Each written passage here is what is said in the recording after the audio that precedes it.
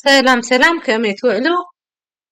ኣም ወርቂ ብሓደ ኮይንና ንርአዮ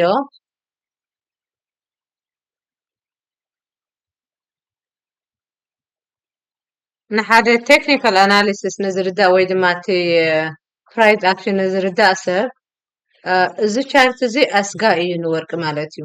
ብፍላይ ምስቲ ስክፍታታት ናይ ኢንፍሌሽን ኢንትረስት ሬት ከጉድሉ ደኾኑ ክውስኹ ደኾኑ ዝብል ስክፍታታት በዚሕሉ ኣብ ዘሎ ግዜ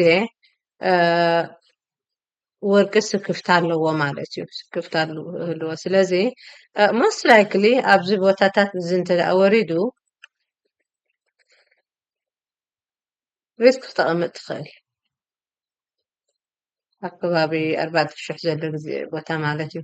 ኣብዚ ዘለዎ ቦታ ግን ሪስክ ንክተቐምጥ ስታፍ ከቢድ እዩ ማለት እዩ። ንምንታይ እቲ ማርኬት ስትራክቸራሊ እንታይ ኢኻ ትርኢ ዘለኻ ስቲል ዳውን ትረንድ ማርኬት ኦኬ ዳውን ትረንድ እዩ ዘሎ ያ 44.19 I don't know if it will care ግን ከዓ daily time frame market creating lower highs ስክፍታ ኣለዎ ማለት እዩ። ስለዚ እቶም ኩሉ ግዜ ከምዚ ዋይ ካብዚ ደኣ እሞ ኣብዚ ሓስር ኢልካ ዘይኮንካ ናበይ ኮን ኣንፈቱስ ናበይ ይኸውን ኢልካ ምሕታት ኣገዳስነት ኣለዎ ማለት እዩ። ስለዚ I personally wouldn't touch it.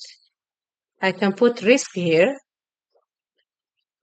ኣብዚ ማኔጅ ንክትገብር ፀገም የብልካን ማለት እዩ። ኣብዚ ግን እንታይ ኢልካ ካ ማኔጅ ትገብሮ? there is no nothing ከምዚ ካብዚ ክወርድ የብሉን ገለ ትብሎ ቦታ ኣይኮነን 44.14 yes ከምኡ ክትብል ትኽእል ኢኻ። ኣብዚ ግን is hard to say ማለት እዩ። ስለዚ ኩሉ ግዜ እቲ ትመርፆ ቦታ እንተደኣ እቲ ዝሓሰብካዮ እኸውን የለን ወይ ድማ ጌጋየ ዘሎ ክትብሎ ቦታ እንተዘይኮይኑ ሱቕ ኢልካ ኣይኮንካ እንትኣትዎ። ስለዚ for me no is a no no ወርቂ is a no no for me okay